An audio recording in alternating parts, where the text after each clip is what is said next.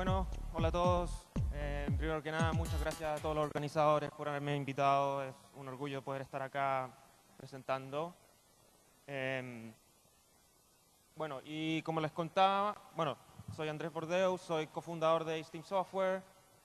Nosotros somos un estudio que hemos tenido un buen track record, hemos sido capaces de llevar algunas propiedades importantes ya a nivel internacional, entre ellas nuestro primer juego Sino Clash. Y les quiero hablar un poco sobre lo que fue la experiencia de hacer la segunda parte, un juego bastante grande, quizás una de las apuestas más ambiciosas que se han hecho en Latinoamérica. Y quiero que entiendan un poco cuáles son los desafíos con los que tuvimos que tratar cuando estábamos tratando de hacer algo que tratase de competir con niveles de producción AAA, sin exactamente llegar a ellos. Pero un poco sobre nosotros antes, como para que se hagan una idea, los que no nos conocen, somos un estudio independiente, estamos ubicados en Santiago de Chile y tenemos como 5 años, ya más de 5 años desarrollando para PC, Xbox 360 y PlayStation 3. Y durante ese tiempo hemos logrado logros bastante importantes, entre ellos el primer juego que lanzamos, Sino Clash, fue elegido por PC Gamer como el mejor juego independiente del 2009. Y el próximo año nos dieron el número 65 en la lista de los 100 mejores juegos de PC de la historia, que fue un tremendo logro que estamos muy contentos de haber logrado eso.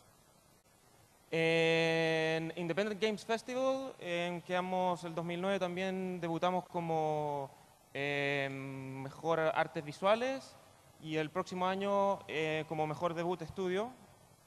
Y se volvió a incluir en esta presentación, que es sumamente importante, nuestro segundo juego, Rock of Ages. El 2011 fue elegido el juego más original de toda la industria. Estábamos compitiendo con Catherine y otros títulos tremendos que fue notable que realmente nos hayamos llevado ese reconocimiento. Así que sumamente contentos de lo que hemos logrado hasta la fecha. Y bueno, el tema es que cuando me pidieron venir acá y hacer la presentación sobre Sino Clash, estaba un poco complicado porque me puse a hablar con mis colegas y era como, bueno, ¿qué podemos decir que sea como muy positivo sobre toda esta experiencia? Siendo que después de que habíamos trabajado alrededor de un año y medio en este proyecto, la verdad es que todos nuestros desarrolladores se veían más o menos así, esa es la cara que teníamos. Ya estábamos, pero chatos de Sino Clash, no queríamos saber nada más. Realmente queríamos pasar a la próxima cosa, tuvo un impacto muy grande en el fondo en lo que fue todo el desarrollo del juego. Entonces, igual me puse a pensar, muchas veces creo que el aprendizaje que uno tiene uno extrae cosas mucho más interesantes sobre los aspectos negativos del desarrollo del juego que sobre las cosas buenas. De hecho, me acuerdo que cuando iba a las charlas de GDC me tocaba sentarme en las presentaciones, no sé, de Epic Games, estaban hablando del Gears of War. Me hablaban sobre, no sé, pues se modelaban, no sé, un mes en modelar una pistola porque tenían artistas ilimitados, tiempo ilimitado, recursos ilimitados, entonces al final la gente como que, ¿quién quiere hacer preguntas? Y eran como todos, bueno, ¿qué vamos a preguntar? Pues si están, es como, es como el entorno ideal. Y claramente acá en Latinoamérica, nosotros igual que me imagino que todos ustedes en el fondo están en situaciones donde sabemos que el tiempo, el dinero y todas esas cosas son factores súper influyentes.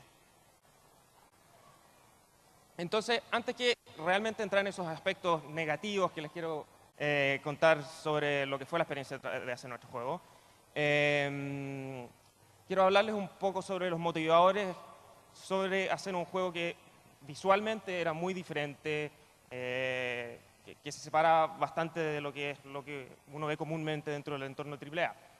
Y lo que nosotros nos dimos cuenta es rápidamente que obviamente, por lo menos lo que son first person shooters, la verdad, no había mucha diversidad dentro del género. Solo una persona entendida dentro de los juegos se daría cuenta que aquí hay 6 pantallazos de 6 juegos distintos. Una persona que no supiera pensaría que, oh, son todos el mismo juego. Juegos de Segunda Guerra Mundial habían muchos. Y obviamente nosotros no íbamos a tratar de hacer un juego de la Segunda Guerra Mundial y competir cara a cara con los grandes. Haciendo un sondeo de mercado bien rápido, 89% de los juegos son temática guerra y similares. Y es muy obvio darse cuenta como dentro de la industria los puntos de inspiración generalmente son muy básicos, son fáciles de encontrar. Es decir, uno ve que los grandes estudios como que, entre comillas, buscan inspiración en las grandes películas de Hollywood, buscan inspiración en otros juegos o cosas como muy relacionadas, ¿ya? No se atreven a salir mucho. Nosotros queríamos pertenecer al grupo más chiquitito, donde sí, en el fondo, nos pudiésemos diferenciar y donde sí pudiéramos encontrar puntos de inspiración que no fuesen vistos tradicionalmente en juegos. Cosas que estaban más relacionadas con arte, estuvimos mirando pinturas del Bosco, refiriéndonos a ilustradores como John Blanche, que es un ilustrador de la portada White Dwarf, que tiene un estilo muy único. Así que esos fueron nuestros catalizadores. Para que se hagan una idea nomás de los que no están familiarizados con Xenoclash, les quiero mostrar un trailer bien cortito para que vean exactamente de qué se trata el juego y se darán cuenta rápidamente que claramente es algo que no tiene mucho punto de encuentro con las cosas que uno tradicionalmente en primera persona.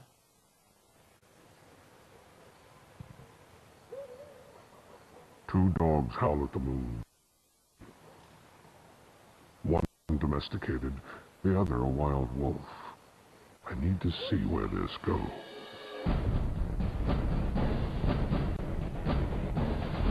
I kill you.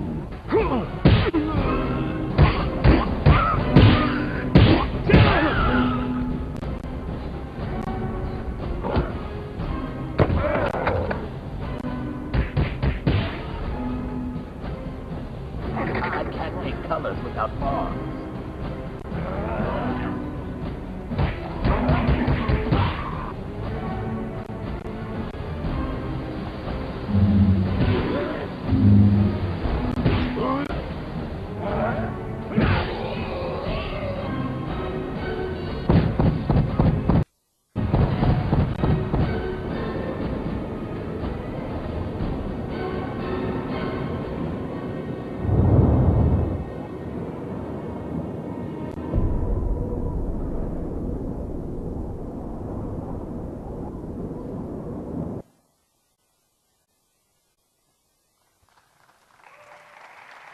Muchas gracias.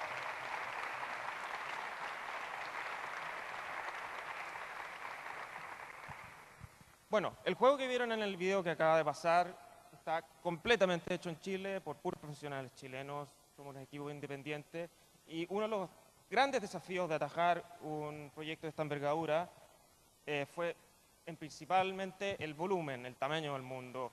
Algo que nos pidieron mucho los fans era que realmente expandiéramos más allá del primer juego. Y para lograrlo, nuevamente teníamos que entrar en territorios que son muy propios de los juegos de los hermanos grandes de AAA. Es decir, tuvimos que investigar y resolver desafíos que no son muy comúnmente atacados dentro del entorno independiente. Es decir, cuando uno está trabajando en este tipo de juegos, tiene que estar viendo todo el tema de generar cinemáticas en tiempo real, lip sync, inteligencia artificial que puede hacer pathfinding, manejar shaders, modelado en alta resolución. No hay nada que en este proyecto carezca que uno no vería en un Call of Duty o en un Gears of War. Son las mismas dificultades técnicas. Y si se van dando cuenta, si se van viendo, este video se extiende por quizás unos minutos más, así que no lo voy a mostrar entero. La diversidad de escenarios y de mundo que tuvimos que construir para que el juego tuviera en el fondo la envergadura que queríamos, era bastante desafiante. Entonces, si ustedes, en base a lo que han visto del tráiler y en base a lo que están viendo un poco del tamaño del mundo ahí, esto es un recorrido, ojo, que solo muestra las zonas exteriores del juego, no muestra nada de las zonas internas, y solo muestra una línea recta desde el inicio al fin. ¿Podrían tirar una idea de más o menos cuánta gente creen que trabajó en este proyecto? Los que sepan, porque ya sepan, no tienen una respuesta, pero ¿cuánta gente creen que trabajaron aquí? ¿50? ¿Alguien más quiere adivinar? ¿20? ¿20? ¿100 por ahí? Perfecto. ¿20, 100, 50?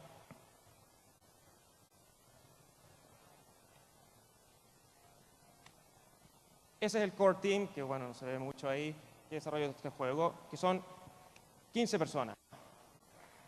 Solo 15 personas hicieron este juego.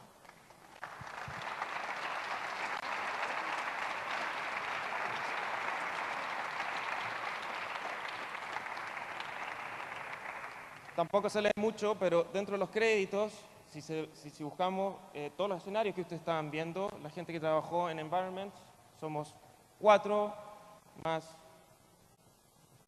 una persona que trabajó en externalización. Es decir, es un equipo tremendamente chico para la cantidad de volumen y trabajo que exigió producir un juego de estas características. ¿Ya? Entonces, ¿cómo logramos eso? Hay varias cosas que nos ayudaron a poder guiar nuestra visión y hacerla una realidad. Una de esas era, obviamente, con un equipo tan pequeño no podíamos pretender construir todo absolutamente desde cero, así que ya habíamos tenido la suerte de haber licenciado Source para nuestro primer juego y ya estábamos desde Rock of Ages ya nos habíamos movido a Unreal Engine. Pero una cosa que quiero hacer énfasis sobre tener un engine, tener una plataforma, poder desarrollar tu juego, es que es re importante conocer el entorno y más que conocer el entorno por sus virtudes o lo que te permite hacer, es saber sus limitaciones, ¿ya? Porque muchos de los problemas con los que nos topamos durante el desarrollo de nuestros primeros juegos es que tratamos de movernos fuera del como comfort zone que te entrega estas herramientas. Y la verdad es que haciendo un estudio súper a conciencia de lo que son los títulos hechos en Unreal Engine por empresas importantes, como los juegos de Batman o el Borderlands, uno se fija que ellos se quedan dentro de ese entorno de herramientas. No tratan de experimentar mucho más allá. Esa base que se provee, en el fondo, es lo que ellos utilizan, ¿ya? Y en muchas situaciones nosotros no cumplimos esa regla y fue un problema para el desarrollo. Entonces, ¿qué funcionó mal? ¿Ya? ¿Cuáles son los principales problemas con los que nos topamos? Y que yo creo que un poco enumerando esos problemas ustedes pueden aprender cuáles posibles cosas podrían atajar en proyectos que ya sean similares o los que estén trabajando ahora. Lo primero que enumero es el tamaño del mundo excesivo, ¿ya? Igual, hace unos minutos estábamos haciendo alusión a que lo grande que era el mundo y parecía un aspecto súper positivo del juego, lo hicimos 15 personas, pero la verdad es que haber pretendido hacer un juego de ese tamaño con un equipo de solo 15 personas es algo que siento que se nos escapó de las manos. Fue el primer gran error en el punto de planificación. De hecho, aquí no se alcanza a ver mucho en detalle, pero logré rescatar de la documentación inicial lo que habíamos planificado hacer, la verdadera estructura del mundo. Y no hay mucha información interesante, más allá del cuadradito chico blanco que sale ahí en la esquina, que dice que esos son 500 metros cuadrados, ¿ya? Si cada uno de esos cuadrados de tamaño medio serían como en superficie 500 metros cuadrados. Y uno piensa, 500 metros cuadrados no parece tanto, quizás no es tan grande. Eso es 1 kilómetro cuadrado, 4 veces más grande, y se pueden imaginar la cantidad de recursos, horas hombres y arte que se necesita para modelar 5 cuadras a la redonda. Claro, si no soy Rockstar. Si Rockstar, claro, se reiría en mi cara, pero para un equipo de 15 personas hacer una envergadura de ese tamaño es realmente desafiante, ¿ya?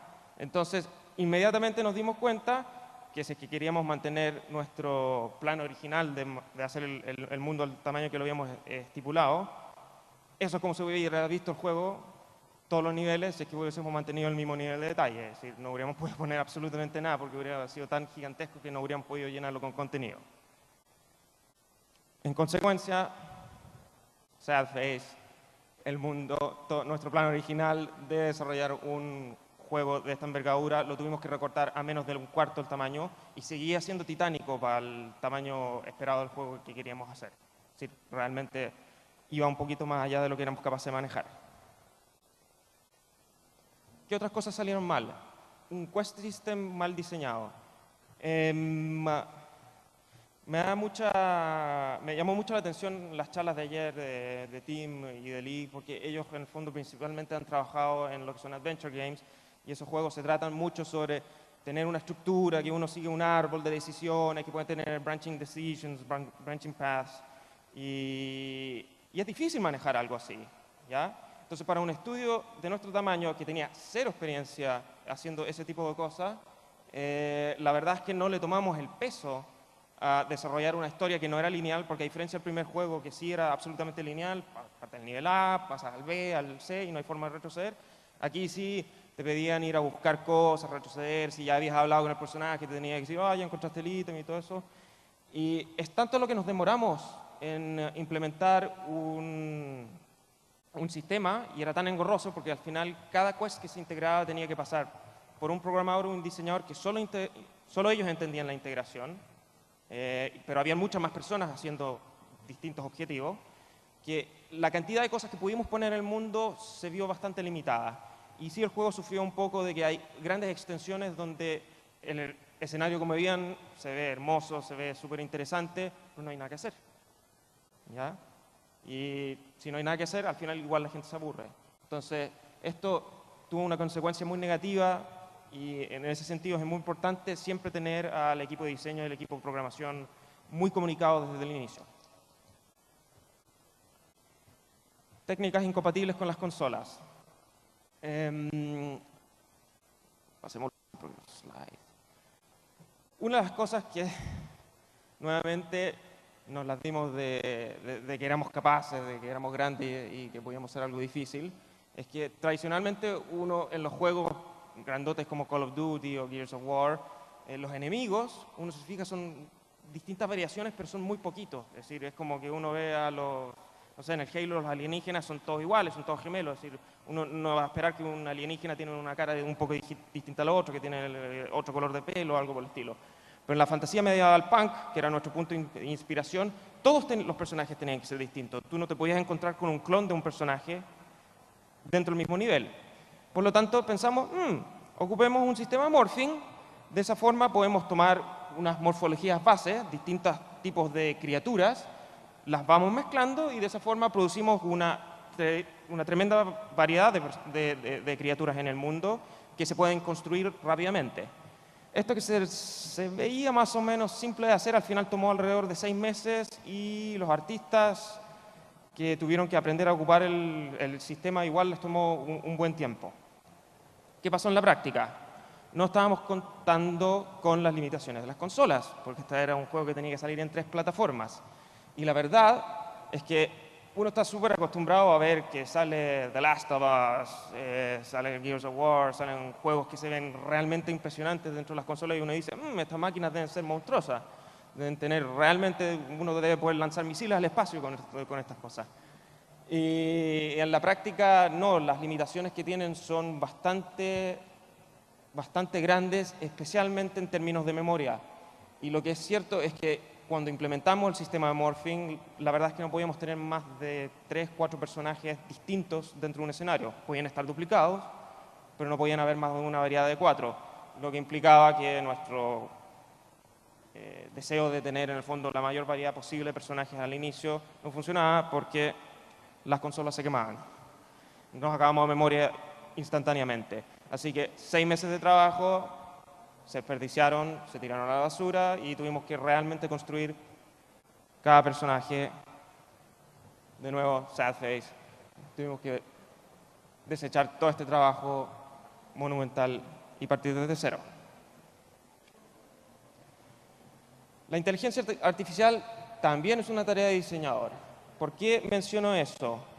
Muchas veces uno piensa que estas tareas que son súper técnicas son como de dominio específico de los ingenieros y que en el fondo solo ellos se tienen que hacer cargo. Y no es común, que me ha pasado que veo juegos donde, no sé, pues el personaje está tratando de correr contra una puerta, se queda pegado, empieza a correr en círculo y uno piensa así, el ingeniero que programó esto debe ser un inepto, no cacha nada. Y la mitad de las veces es porque el diseñador fue incapaz de implementar, bueno, se ve bien oscuro, pero el sistema de navegación de nodos de los personajes, ¿ya? Que en todos los juegos 3D, en mi experiencia, que ya sean Source o Unreal Engine, usan sistemas similares de node graphs, que en el fondo construyen geometría sobre lo cual los personajes navegan. Y en este caso, me metí a la página de Unreal, los tutoriales que tienen ahí disponibles, y aquí te muestran más o menos cómo uno tiene que tratar de configurar tu nivel para que su sistema funcione correctamente. Ahí se ve todo muy bonito, bien ordenadito, cuadraditos, líneas y todo. ¿Cómo nos quedó a nosotros? Se veía así. Caótico, caos total. Es decir, tuvimos incontables horas tratando de hacer que el sistema funcionara, de adaptarlo a la geometría de nuestros niveles. ¿Y qué es lo que pasó? Construimos todos los mapas mucho antes de implementar el sistema y de haberlo investigado correctamente. En retrospectiva, lo razonable hubiera sido usar un sistema totalmente distinto y no forzarlo a funcionar acá, o simplemente haber hecho un layout en el mundo que fuese mucho más cómodo para que los sistemas de navegación funcionaran.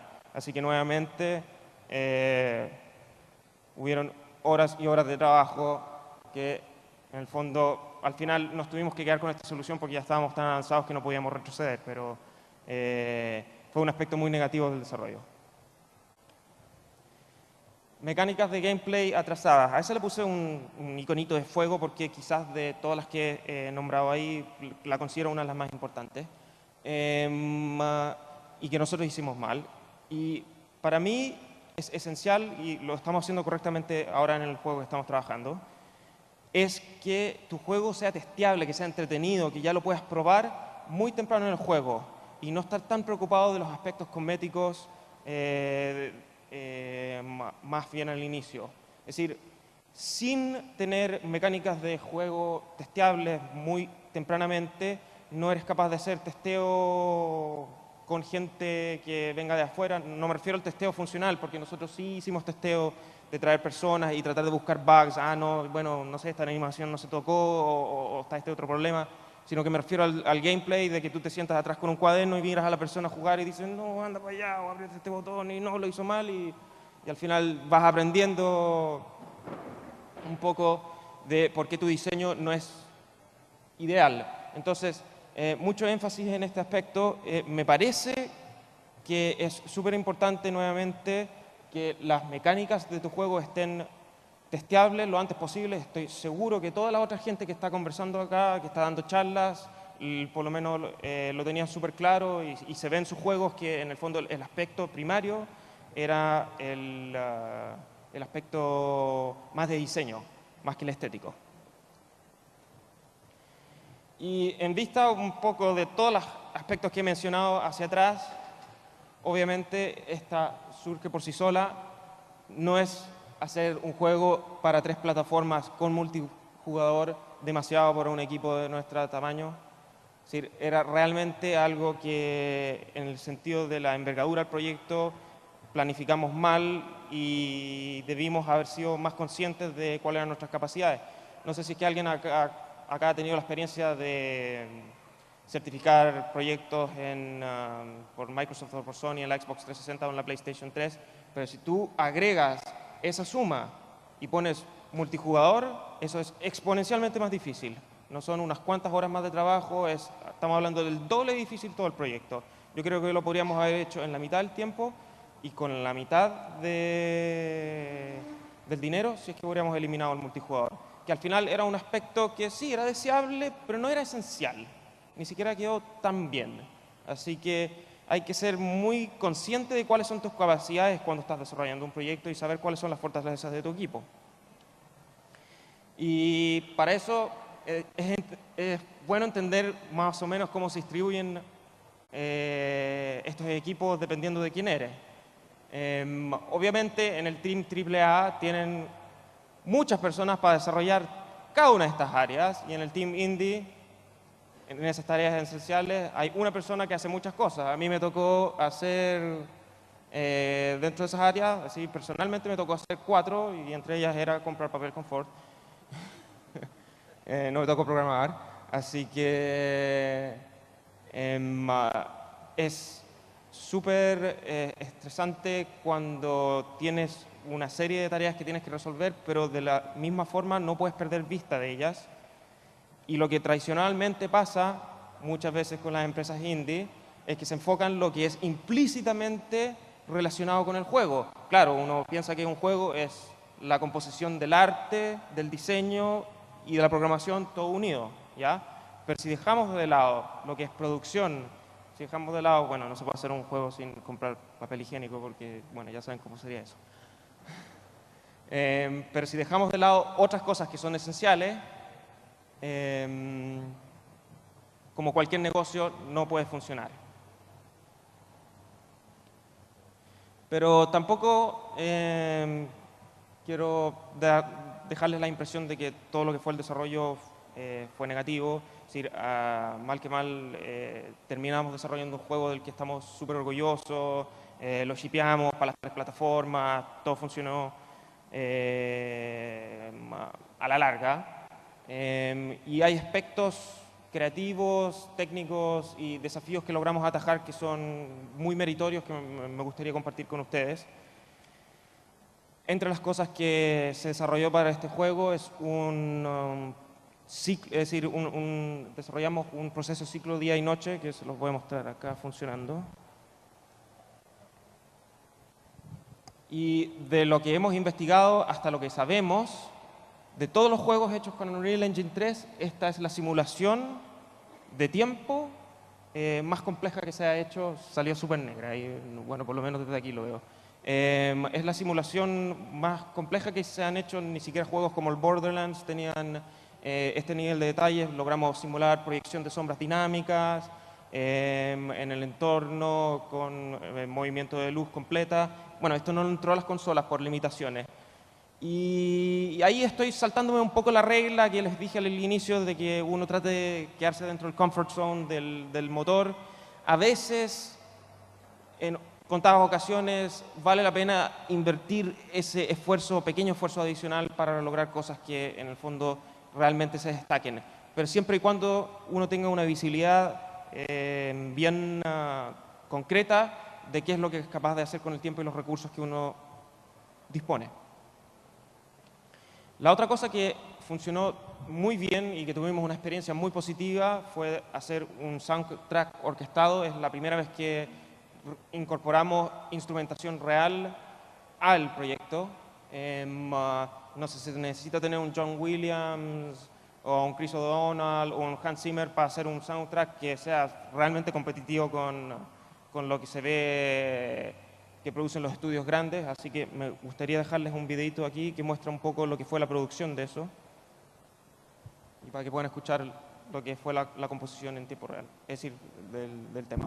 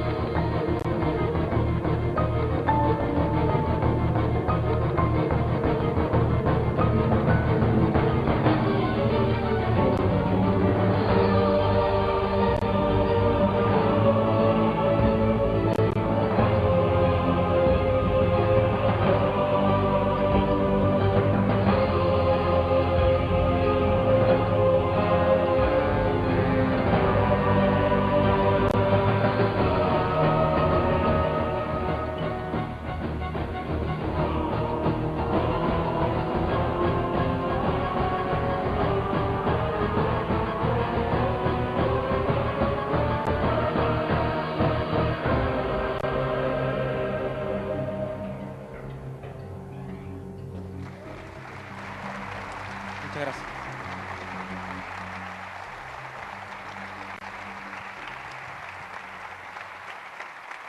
Muchas gracias.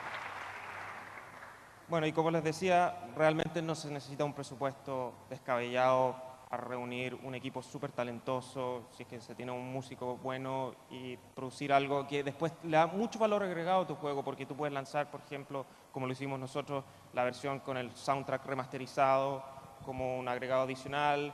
Y entre las imágenes que estaban viendo ahí también incluimos todo lo que era la producción de un artbook digital que composición y terminado no tenía nada que envidiar con las cosas que han lanzado otros juegos de la competencia. Y les quiero hablar un poco de cómo se logra todo esto, gracias a qué oportunidades nos permiten salir al mundo y realmente competir cara a cara con grandes de la industria internacional. Es gracias a la distribución digital, más que nada, que hoy en día el entorno independiente está teniendo esta capacidad de salir y mostrar sus cosas. Estoy bastante seguro que si no hubiese sido por el nacimiento de la industria digital, casi toda la gente que está dando charlas acá no estaríamos, porque el mercado retail, que es poner los juegos directamente en caja, requería una inversión mucho más grande y siendo que los publishers son mucho más aversos al riesgo, no iban a querer tirar este tipo de juegos por esas vías. Entonces, esto es algo que realmente tienen que tratar de utilizarlo en favor suyo. Hoy día existen los Humble Indie Bundle, existen los métodos de distribución como Steam. Quizás es un poco más difícil entrar ya a lo que sería PlayStation Network y Xbox Live Arcade, pero ya no lo va a hacer así, porque si han estado viendo las noticias últimamente, tanto Microsoft como Sony han liberado el requisito de que los desarrolladores tengan que pasar a las plataformas a través de un publisher. Ya se puede hacer self-publishing para las futuras plataformas. Entonces, realmente el único indicador de poder salir al mundo y mostrar tus productos es tener algo de calidad, algo que en el fondo a esos publicadores les gustaría tener en sus plataformas.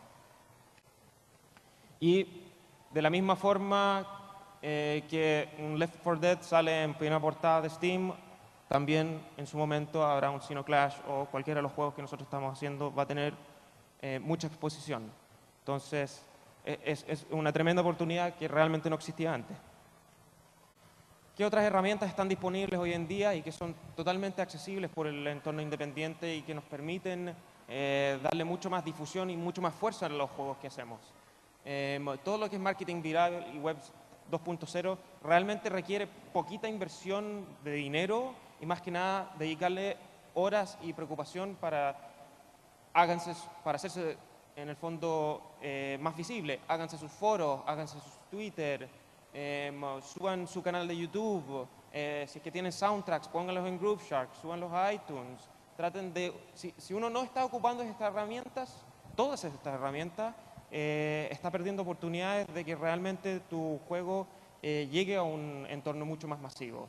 Así que estas cosas existen y me he dado cuenta que muchas veces durante las sesiones de preguntas como que las personas preguntan, pero bueno, ¿de dónde sacamos tiempo para ocuparnos de esto si estamos muy enfocados al juego? Y la verdad es que no hay una respuesta fácil, simplemente hay que tomarse el tiempo, hay que hacerlo.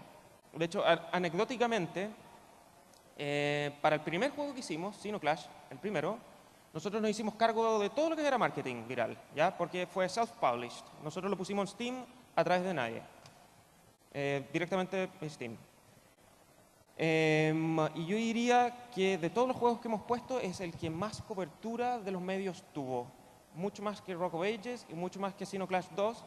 Y en esos dos casos nos pusimos flojos y dijimos, tenemos un publisher, tenemos Atlus, así que ellos harán cargo de todo lo que sea distribución.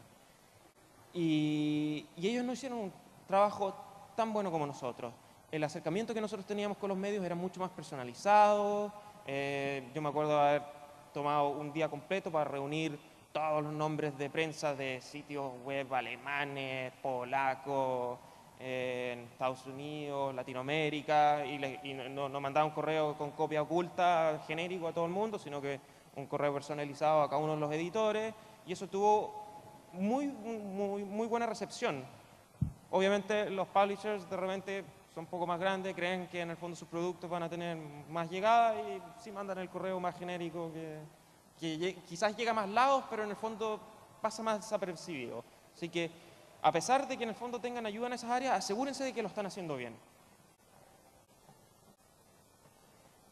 Y de la misma forma, un poco haciendo énfasis a lo que estaba diciendo antes, para el primer juego nosotros nos dimos el trabajo de hacer un webcomic que se ve fabuloso. Esto no requirió demasiada plata, lo hicimos con un artista local. Y en la medida que se produzca contenido, que se vea atractivo, que sea de buena calidad, se los van a publicar. Va a salir afuera y va a tener difusión. Y ustedes van a haberlo mandado a, no sé, 100 distintas páginas web, blogs, y se van a dar cuenta que apareció en 500. Porque ellos mismos encuentran, cuando páginas de la competencia encuentran cosas que son interesantes, las rescatan y las mueven a otro lado. Entonces, por eso a eso me refería un poco el efecto viral.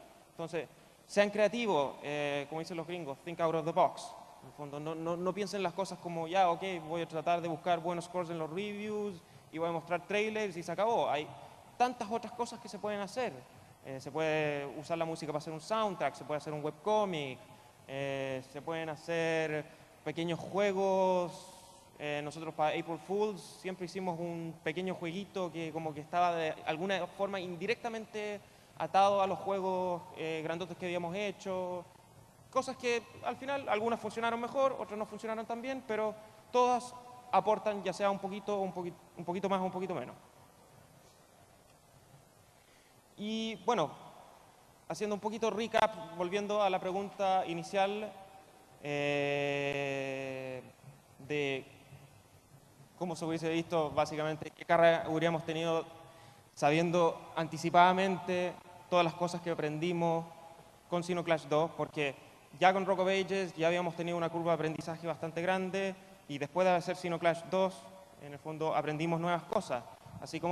Así que, haciendo un poquito una mirada al futuro, ¿cómo se van a ver nuestros desarrolladores cuando lancemos nuestro próximo juego? Yo anticipo lo mismo. ¿Por qué? Sad face, de nuevo.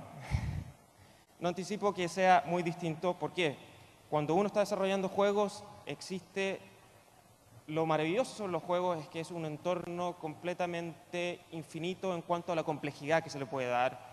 Y si es que en el fondo uno resuelve determinados problemas y los hace con facilidad, siempre tiene que estar buscando atajar nuevas interrogantes, nuevas formas creativas, nuevas formas de darle valor agregado a tu producto. Entonces, con certeza, si estás desarrollando algo y va todo demasiado bien, va todo demasiado relajado y no estás topándote con muchos desafíos a lo largo del camino, seguramente lo que tienes en tus manos ya lo ha producido otra gente, ¿ya? Porque realmente cuando se origina esa gran originalidad, esos momentos, esas cosas que hacen que un producto se destaque, es cuando uno está a las 2 de la mañana con esa cara y por fin salta la chispa. Así que muchas gracias a todos.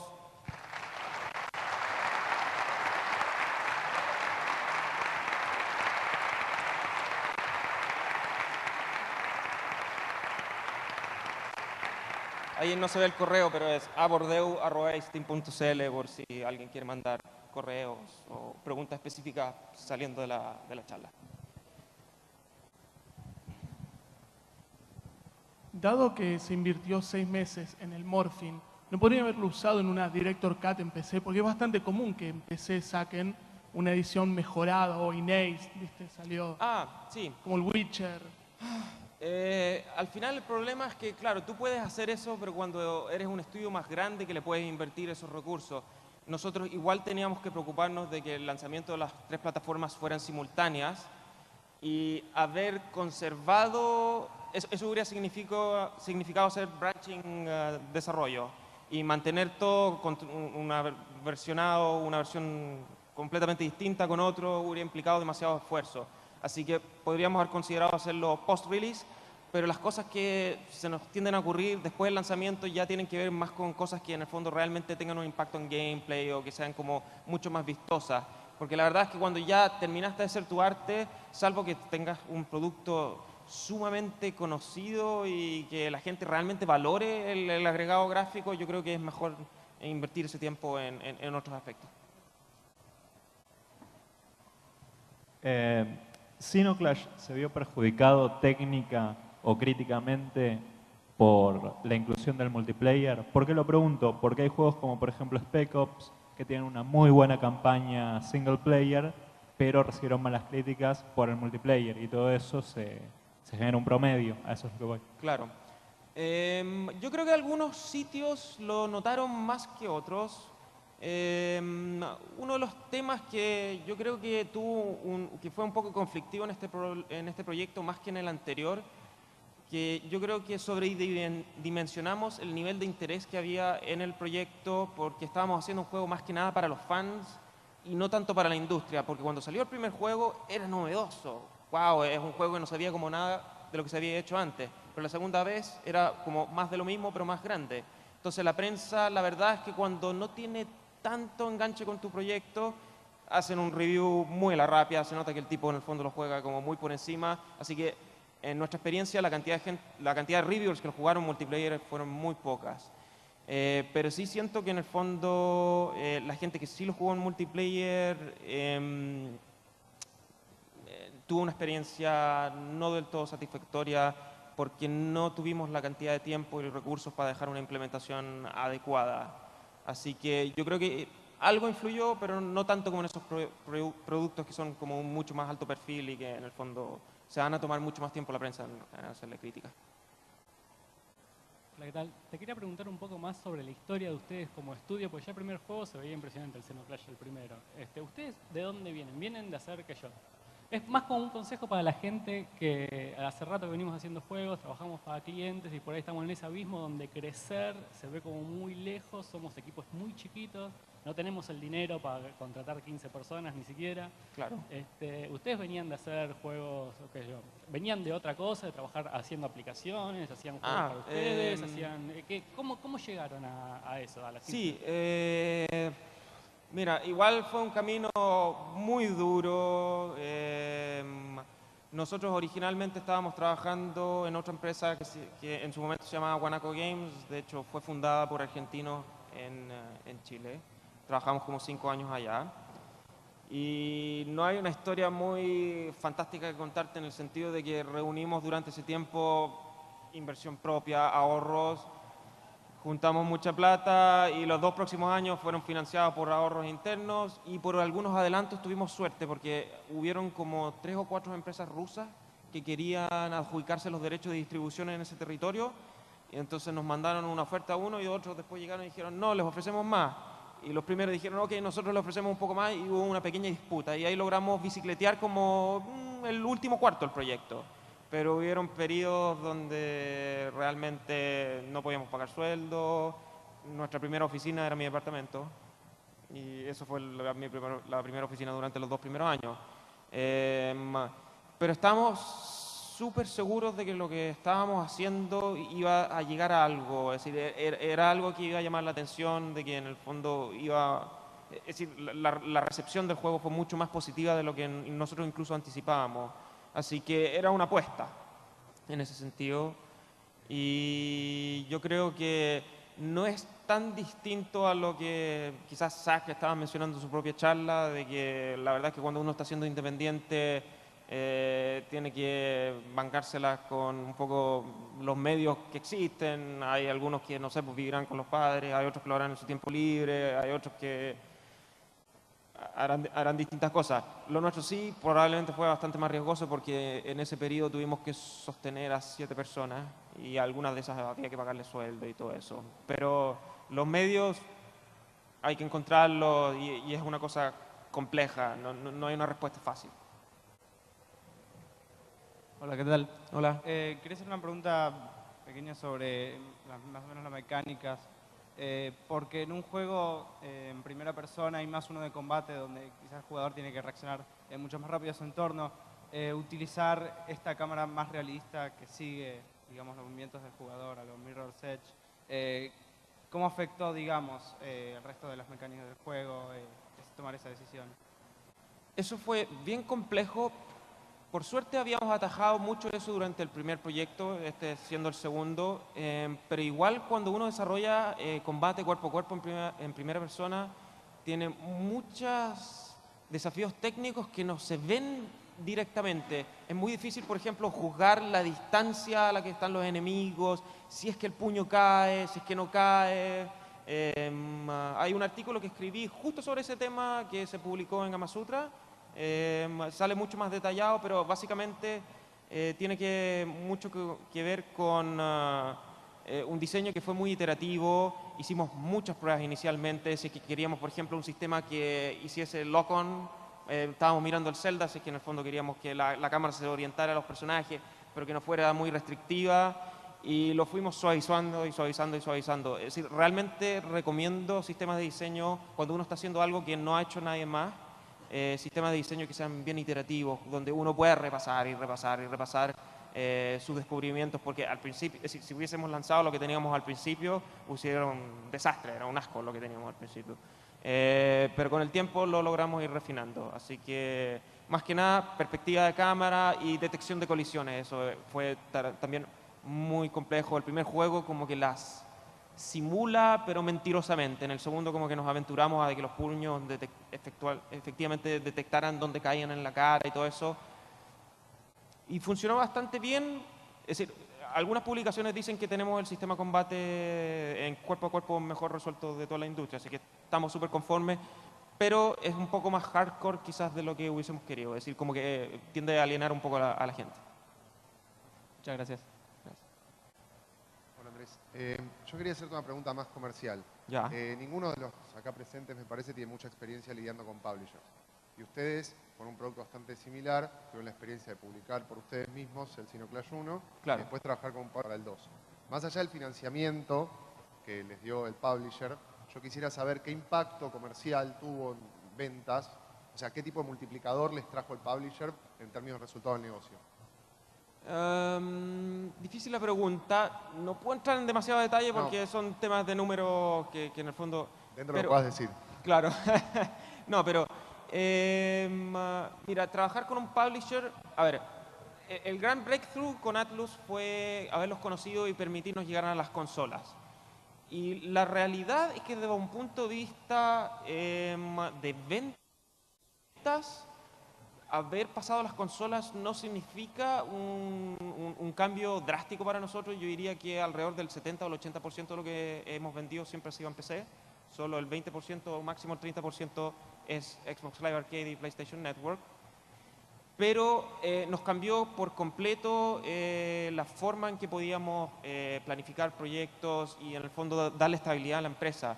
Porque ellos creyeron en nosotros y básicamente en vez de tener que gastarnos todo el dinero que habíamos logrado producir en los primeros juegos y reinvertirlo para hacer los próximos juegos, ellos ya teníamos un sistema de milestones donde ellos nos van pagando entrega por entrega.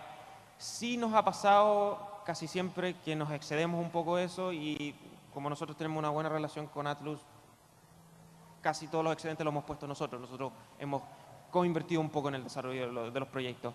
Pero es muy bueno contar con alguien que te puede respaldar en el sentido de que si no estás pidiendo préstamos bancarios o no estás sacando tus propios ahorros, es mucho más tranquilizante desde un punto de vista de producción poder armar tu propio negocio. Y para llegar a los publishers, si tienes un buen juego, no es imposible. De hecho, Atlus vino a nosotros, nosotros no fuimos a Atlus. Y yo después de que ya había hablado con Atlus, pude agendar reuniones con Sony, Microsoft, Warner. Estuvo interesado en algún momento en hacer algo muy puntual con nosotros. Lo rechazamos porque estábamos haciendo Rock of Ages, pero era un proyecto de alto perfil, así que eso, súper bien. Gracias. Sí, mi pregunta era, cuando ustedes están haciendo así un juego así del tamaño que es ¿qué tan seguido ustedes se comparan quizá con otros development grandes, por ejemplo, no sé, como Halo o con otras cosas como para, no sé, como para construir el juego, o si se comparan muy seguido, o desde dónde se construye, digamos? Ya, mira, a mí me gusta más pensar en mí mismo más como, o nuestra empresa más como cabeza ratón más que cola de león, ¿ya? Realmente compararse con los estudios AAA no tiene mucho sentido porque los valores de producción, los costos de desarrollo, de hecho, para las futuras consolas ya se cuadruplicaron de nuevo y estás cada vez más difícil que un estudio pequeño de 15 personas como el nuestro realmente pueda competir con un Halo, con un Gears of War o otras cosas. A mí me gusta más pensar que en el fondo lo que buscamos es ver qué es lo que se ha hecho en el entorno independiente, en el entorno más indie, y qué es lo que ellos están haciendo y dentro de eso, qué es lo que nosotros podemos ofrecer para que nos destaquemos dentro de ese entorno. Yo creo que lo hicimos mal con Sinoclash porque es muy buena la pregunta en el sentido de que erróneamente tratamos de hacernos ver como que éramos un pequeño AAA en vez de hacer un gran indie, ¿ya? Y mucha gente lo vio así, ¿ya?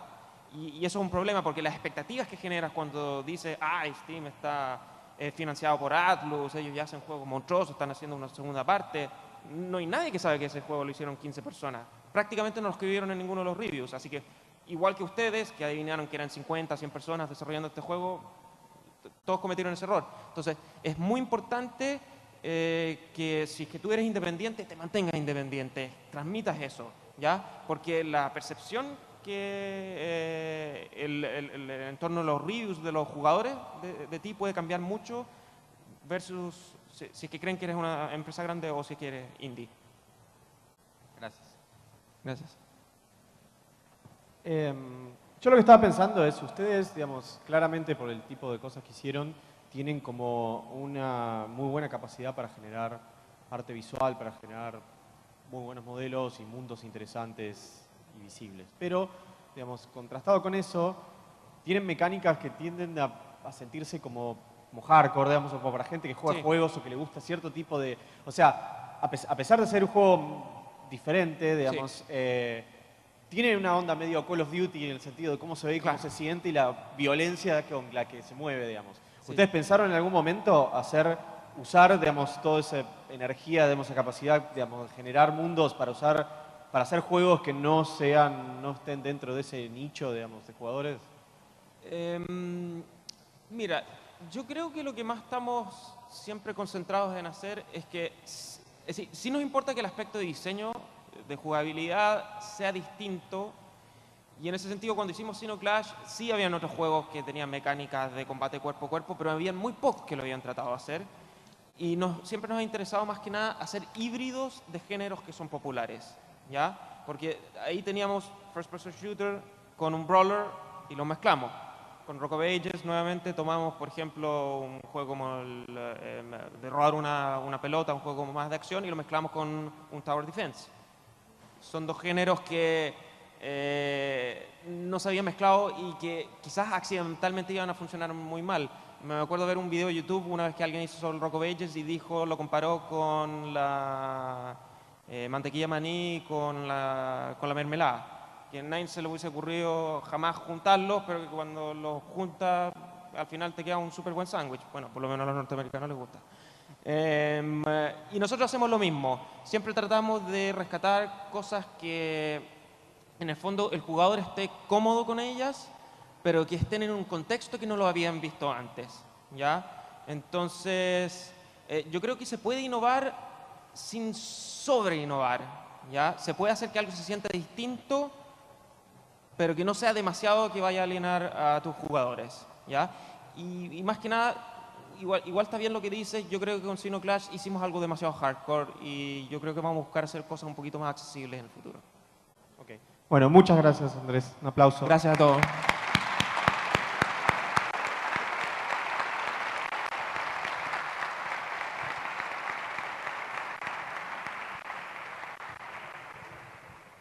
Ahora va a hablar Ron Carmel y es en inglés, así que si todavía no las tienen y quieren buscar sus auriculares para traducción simultánea.